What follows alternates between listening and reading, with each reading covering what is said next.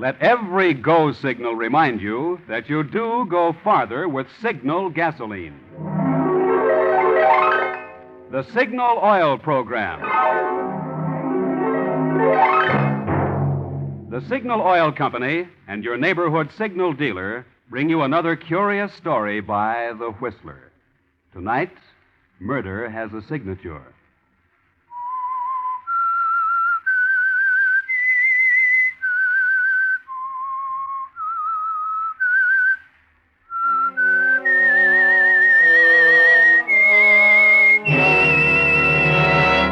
I am the Whistler, and I know many things, for I walk by night. I know many strange tales, many secrets hidden in the hearts of men and women who have stepped into the shadows. Presently I'll tell you of nameless terrors of which they dare not speak.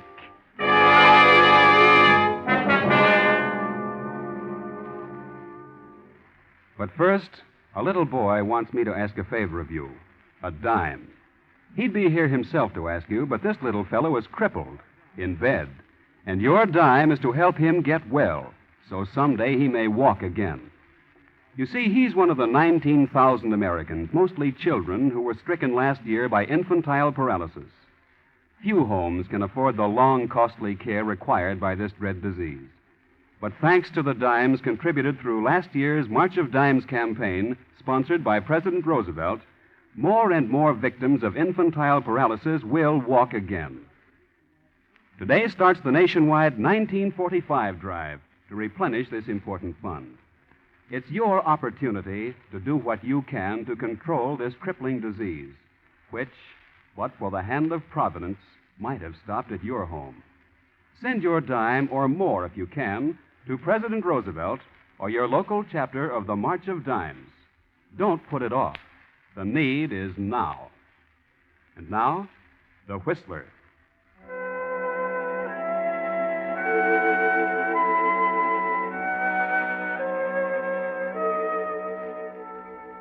It was an old house, set back in the trees a little way from the lake, and it had a miserly look about it.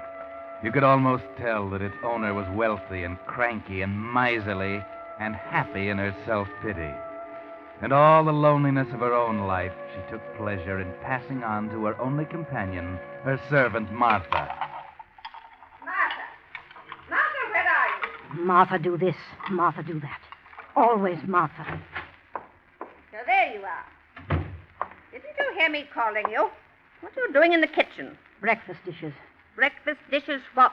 Breakfast dishes. Miss Brewer. That's better. You haven't made my room yet, and you know very well that's to be tidied before you touch a thing. Another thing. I know very well you heard me calling. Why didn't you answer me? I didn't hear you. One of your moods again, eh? And how long was it going to last this time? Oh, never mind. Take this envelope. I want you to row across the lake and place these securities in the bank. Row across? Be careful with them. They're worth a great deal of money. I want a bank receipt, too. Can you remember that? But it's 3 miles across the lake. I'll not have you wasting the motorboat gasoline. You're big and strong, and the trip won't hurt you a bit. Oh, just a minute, Martha. Yes? That dress. Where did you get it? This? Yes, that. It's one of mine, isn't it? It's an old one. I didn't think you'd care. I do care. I've told you before that I'll not have you wearing my clothes until I give them to you. Go to your room and take it off. Never any money to spend on myself. Because you're a fool with money. You with your cheap perfume and penny jewelry and frilly shirtwaists, trying to play the lady. It's a good thing I put a stop to it. I've earned my money here. I've got a right to do what I want with it. Martha, I promised your people I'd look after you. I knew how giddy you are. Your wages are well invested. But I want pretty things, while I can enjoy them. Not when I'm old. Why, you're only 10 years younger than I am, you fool. I'm nearly 60. Now go to your room. Take off my dress. No. Take care, Martha. I've had enough of this. You've had enough. How about me? I'm sick of being treated like dirt under your feet. Go to your room. And I'm sick of working for an old cheat who steals my wages. Martha, you didn't think I'd dare slap you, did you? If you only knew how I've wanted to do that. How I've dreamed of doing it. How dare you? How dare you? It was good. It felt good. But police will know about this, you ungrateful woman. The police? No, nor anyone else. You won't get a chance to tell anyone. Not even see anyone. You can't keep me here a prisoner, a captive in my own house. I can't. And who would know? You have no friends. Nobody visits you from one year's end to another. Even the people in the village stay clear of your nasty tongue. You dare to do that to your mistress? Mistress? I'll show you who's mistress. My glasses. You've broken my glasses. Yes. Do you think you can get help now? You're half blind without them. It's 8 miles by road to the village. You'd be lost in the swamps in 10 minutes. Yes, I am mistress now.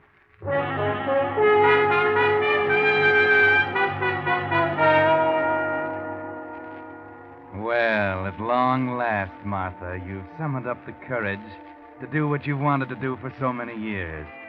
You're a little surprised at the success of it, how easy it was. It's a pleasure to see her cringe before you, call you my dear, ask sweetly when she wants something. And then there's so much money here, enough to buy you all those things you've dreamed about. Martha? Oh, so there you are, Martha. Where have you been? Marketing? Where do you think? Well, you've been so long, and it's cold in this room. Oh, so cold. Might have left the fire for me, Martha. Do be considerate, my dear. Considerate? When were you ever considerate of me? My back used to ache from breakfast to bedtime, and a lot you cared. Oh, it's different now, isn't it? Oh, it's cold, Martha. Well, wait till I get my things off and I'll make tea. You and your back. Oh, thank you, my dear. Quite a change has come over the old lady, hasn't there? My, what a sweet thing she's getting to be. I've been thinking, Martha. So, she's been thinking. No, I mean it. That lovely dinner dress of mine, it's not old, not really old at all. You can have it. I want you to have it. Second-hand stuff again, eh? No thanks. I'm not having any. Now, look here. Let me show you something. Well? You bought that in the village? Yes. That, and this, and this, and this. All of them. They're pretty, aren't they? Isn't that stealing, Martha? You have no money. You must have been in my cash box. Stealing? You talk about stealing when you've stolen months, years of my life. This stuff isn't all, either. There's lots of other things up in my room. Shall I show them to you? No, Martha. Well, why don't you say something? Well, there's nothing to say. If those few things will make you happy, then I'm glad. I want you to be happy, my dear. You old hypocrite. You don't fool me a bit. What you wouldn't give to have the police here now. How you misjudge me. Is that a letter there? Letter? Yes, you have a letter. I suppose you want me to read it to you. Please. I'm surprised somebody thinks enough of you to write. My dear Aunt Bessie. Aunt Bessie? I'm motoring south tomorrow with my wife, Lillian. It's been so many years since we were last together. I thought I might stop on my way and renew a long, neglected acquaintanceship. We should arrive sometime Friday evening. Affectionately, Harvey. My nephew, Harvey. Why, I haven't seen him since he was a small boy. What does he want? You read the letter, Martha. He wants to see his aunt. Today is Friday. Well? Tonight, Martha. He'll be here tonight. Tonight? Come, my fine lady. Put on your pretties. You must look your handsomest when my nephew arrives. It's my money. I haven't really stolen from you. You can't do anything to me. Stolen from me? Of course you haven't, my dear. My poor woman, didn't I tell you I wanted you to be happy? You mean you're not going to do anything about it? Well, it's all unimportant, Martha, as viewed in contrast to a greater crime. Crime? What crime? Kidnapping, Martha. Kidnapping? You held me against my will for the purpose of obtaining money. And that, under the law, constitutes kidnapping.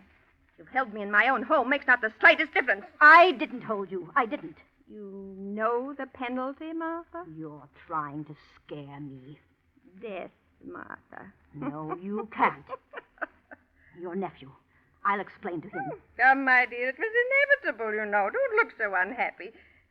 It isn't often I have guests, my dear. Fill the sherry decanters on the sideboard. Bring out the linens, the brewer's silver. For tonight, I entertain. You can't. I won't let you. Too late, my dear. Imagine my nephew wanting to visit me after all this time. Ironical, isn't it? 18 years. 18 years. Then he wouldn't know you. Recognize you, would he? Well, perhaps not. He could scarcely be expected to, I suppose, but... Martha, what are you thinking? Nothing, Miss Brewer. Nothing at all.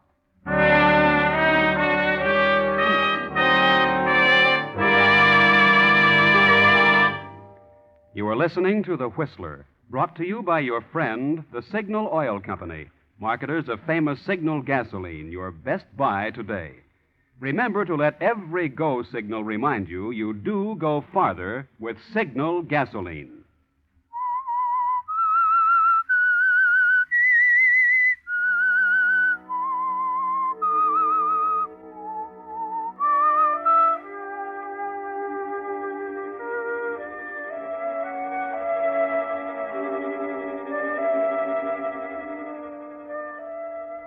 Well, the situation is a little more serious than Martha ever dreamed it might be, isn't it? Old Miss Brewer's nephew coming, and you, Martha, threatened with prison or worse. And there's not much to do about it. Or is there? Harvey will be here soon. Even now, he and his wife are driving over the muddy road up to the house. Look, Harvey, is that it through the trees? Must be. It's the only house we've seen for miles. And there's a light in the window. Oh, thank goodness. This is the loneliest, most dismal place I've ever... and that wind. Looks like rain. At least we beat that. I only hope she lets us in. What do you mean? Why shouldn't she let us in? Oh, I don't know, but she's a nutty old dame. I gather she doesn't think too much of me. I used to write her once in a while when I was younger, but she never once answered a letter. Well, then if you haven't even heard from her for 18 years, why should she be the guardian of your money? Well, after all, she's my only living relative, and I'm hers. Okay, here we are. I'll pull in under this tree. Not too far from the porch. It's starting to rain. Okay, Lillian, you run for it. I'll bring the bags. Well, hurry up. You'll get wet. There's no bell, Harv. Never mind. That wind. Feel how the house shakes. It's old, you can see that. Hey, listen. Yeah, somebody's coming. Did you close the windows in the car? Yeah, I did. Well, please knock again, Harv. I'm cold. I tell you, I heard somebody. Yes? Oh, how do you do? I'm Harvey Brewer. I know. Come in. Oh, thanks. Thank you. Follow me. This must be it, Harv. In here, please. Look, Harv, a fire. Doesn't it look wonderful? Wonderful. It's heaven. Thought I never would get warm again. I suppose I can leave the bags here for the time being. That'll be all right, won't it, miss? What do you want here? What? Oh, of course. Please tell Miss Brewer that her nephew and his wife are here. Her nephew, Harvey. I'm Miss Brewer. You? What's the matter? Naturally. How stupid of me. I should have known. I'm sorry, frightfully sorry. This is my wife, Lillian. How do you do, Miss Brewer? Why have you come? Why? Well, to see you, to pay you a visit. After all, you are my aunt, you know. Well, I must say I'd hardly expected this reception. What did you expect? Really, my dear Aunt Bessie. If I may call you Aunt Bessie. You may not. You're not wanted here. Sorry, I only thought that after all these years... I'm quite satisfied not to have any visitors. I want to be alone. Surely you don't mean that you'd turn us out on a night like this after we've come all this way. I didn't ask you to come. But now you're asking us to leave. Is that it? Well, as long as we understand each other now, we might as well settle our business now. Lillian. Business? What business? Go on, tell her, Harvey.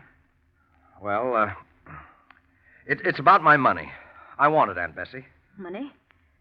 You came here for money? I didn't think it'd be necessary to have to come to the point so abruptly, but yes, I need money. I must have money. No, I I can't give you any. But after all, Aunt Bessie, it's my money, you know. You're simply holding it in trust for me. I know it's not due for another year, but the fact of the matter is I'm broke and I need it now. What's that got to do with me? It can't make any possible difference to you whether you pay it now or a year from now. And it makes a great deal of difference to me. How much is it? How much? You know very well how much it is, Miss Brewer. 10,000. I can't remember everything. I'm not well at all. You've got me all upset coming here. Oh, I'm sorry, Aunt Bessie. We didn't want to disturb you. Look, just write a check and we'll be gone. A check? Yes. I can't write you a check. I haven't got that much money in the bank. No, and I won't have either for a week, a couple of weeks. Not for 2 weeks, huh? We can wait, Harvey. Wait here? You can't wait here. We're broke, Aunt Bessie. Look, we're really broke. We've no other place to go, not even enough gas to get there if we did. Tonight, then. Tonight's as long as you can stay. Do you hear? I'll give you some cash tomorrow, and then you've got to go. I can write you a check. Are securities any good to you? Securities? Your securities? Yes, of course they are. You really mean this, Aunt Bessie? Wait. Wow. It's a worthwhile trip, Harv. Wait a minute, Lillian. There might be enough here. Enough? Well, I should say there is. Yes. Yes, of course. Here. Take these two. What? They're marked $5,000 each. They're bank stock. Really, Aunt Bessie, this is awfully good of you. I can't begin to tell you how grateful I am. They'll have to be endorsed. Made over to you, you know, Harvey. Oh, naturally. Do you mind, Aunt Bessie? Look, here's a pen. Endorsed? Yeah, of course, just sign your name, Bess Brewer, on the back. And give me the pen. Here you are. As if you didn't know. There. You both leave early in the morning. Gladly. Believe me, gladly. And that's the last cent you'll get. If you ever come here again, ask me for more, I'll disinherit you. Yes, that's what I'll do. Now I'll show you to your room.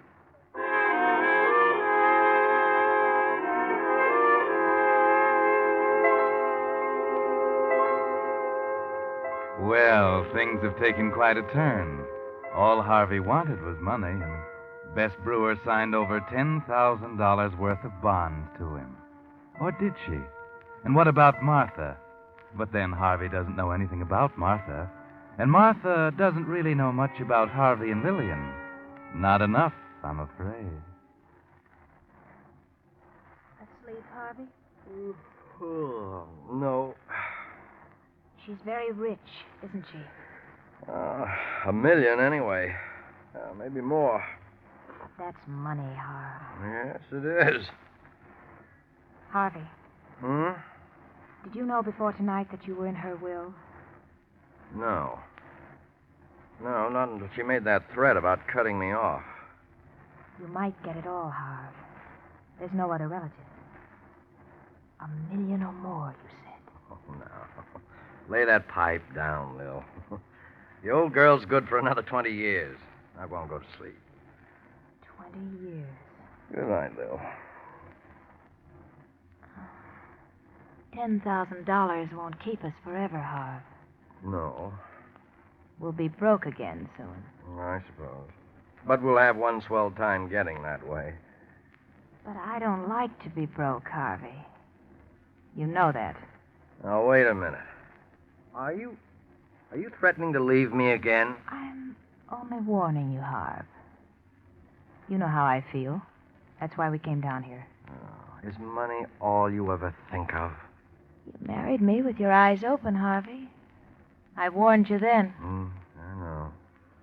I had enough of my inheritance to keep any ordinary couple happy for a lifetime. How we went through it all, I don't know. I told you I was expensive. I don't plan to change. But I'll stay with you as I promised, as long as we can live like human beings. Like millionaires, you mean? Mm-hmm. And you might be a millionaire if you had her money. But, Lillian, what can I do? Don't you know? Good night, Harvey. Oh, you're a spoiled brat, Lil. Gosh, I often wonder why I love you. But there's nothing I wouldn't do for you. You believe that, don't you? There's nobody in the house but the three of us. I know. Just you and I and the old lady upstairs. Well? Just the three of us, Harv. All right. What about it? Nobody knows we came here tonight. No, nobody knows. Good night, Harvey. Lil. 20 years is such a long time. Lil. Oh. You know you always get your way with me.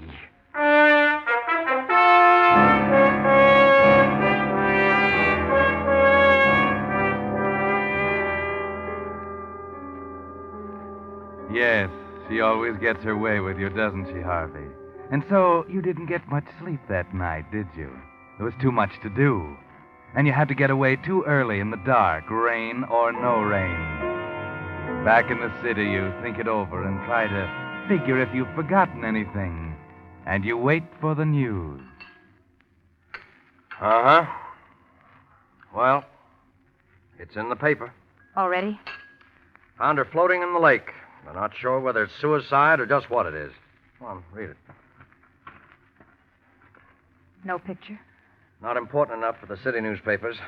Too far away to rate the front page.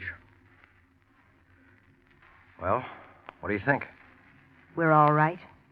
Yeah. There's not a thing to connect us. Not a wrinkle left in the bed, not a fingerprint I didn't wipe off. We're all right. I found that letter that we wrote to her. We just simply weren't there Friday, Lil. Well, that's that. What about the securities? No, nothing doing. I tried again, but the banks won't touch them without her lawyer's endorsement. But it'll be a year or more before they settle her estate. I know. What are we going to live on in the meantime? Certainly her lawyer will verify her signature. I don't like it, Lil. All we have to remember is that we weren't there Friday. It was a month earlier when she paid you off. He'll never know. How could he know? I tell you, we're all right.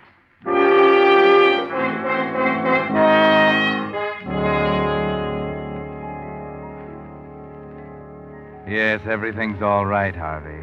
Stop worrying. Just run down to your aunt's lawyer's office and get his endorsement for the money. Then wait and see what happens. Who knows what good luck may come. May I offer my condolences on your aunt's passing, Mr. Brewer? It was a great shock to me. Well, yes, I imagine you knew her better than I did. Perhaps. She wasn't a very friendly woman, but she was a remarkable one. And now you said you had some business with me. Yes. You see, about a month before my aunt's death, I happened to stop down there to see her. Oh? And she gave me these bank securities, $10,000 worth, the money she was holding in trust for me. But I thought... Yes, I know. It wasn't due yet, but she said she wanted me to have it anyway. And now the banks tell me that your endorsement is needed in order to cash them. Yes. That's an old routine arrangement I had with her. You just let me see them? Oh, yes, of course. Right here. Thank you. I see. Mr. Brewer, you got these securities from your aunt? Yes, I just told you. Quite. And this is her signature. That's right, as you can see. You were in your aunt's presence when this endorsement was made? You saw her sign her name? Yes. Of course. We both did. I see. It may mean nothing at all. I hope for your sake it doesn't. But this is something I think the police should know about. You mean the securities? Yes. And the signature. You see, Mr. Brewer, foul play is suspected in your aunt's death. The only clue the police have so far is a set of tire tracks found in the mud outside the house. Evidently made the night she died. But, I don't understand. No, you wouldn't, I'm sure. But you see, Mr. Brewer, this couldn't possibly be your aunt's signature. Because in spite of her intelligence and wealth, your aunt never went to school. She never learned to write even her own name.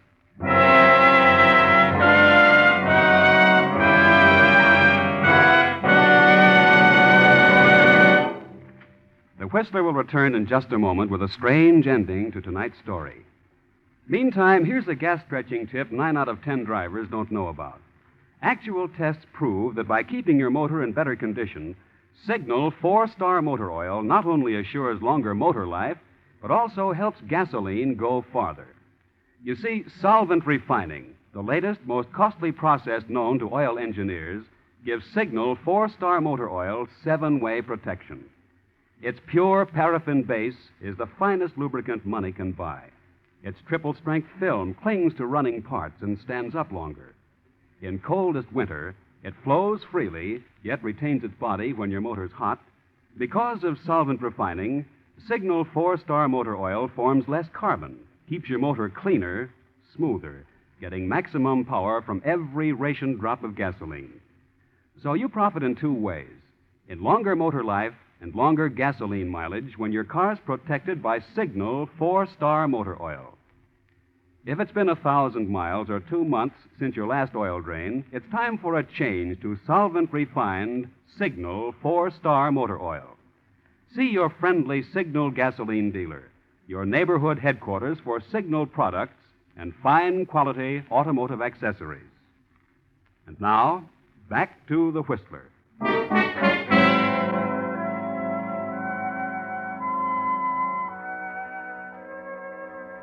So Harvey had nothing to worry about. Nothing but the electric chair. And Lillian, who had to have money to live like a human being, will spend the rest of her life behind bars. Yes, the tire tracks convicted them, of course. That was one clue they overlooked, and it was enough to prove that they were there that rainy night. If only you hadn't tried to cash those securities, Harvey, the securities that first pointed suspicion at you. Now they'll hang you for the wrong murder, Harvey. They'll hang you for your aunt's murder, when actually you killed Martha, the housekeeper, and dumped her body in the lake. Yes, but they haven't found her body yet, Harvey. Martha was the one who killed Aunt Bessie and threw her body in the lake. But you'll never be able to prove that now. Maybe if Martha had lived, you could have gotten out of it somehow. But not now. It was all so unnecessary, too. When you killed Martha, your aunt was already dead. And by the terms of her will, you had already inherited all of her money. Over $1 million. Too bad, Harvey. Too bad.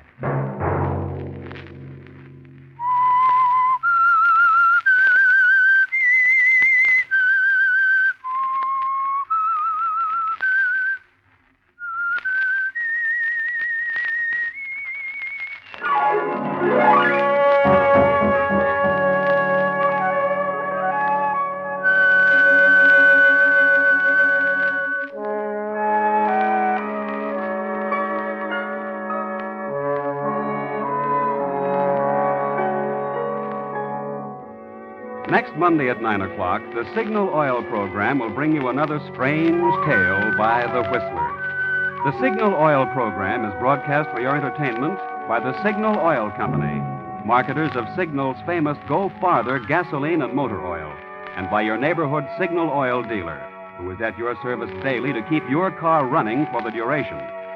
The Signal Oil program, produced by George W. Allen, with story by Louis Estey, music by Wilbur Hatch, is transmitted to our troops overseas by the Armed Forces Radio Service. Bob Anderson speaking for your friend, the Signal Oil Company, and suggesting once again that you let every go signal remind you that you do go farther with Signal gasoline.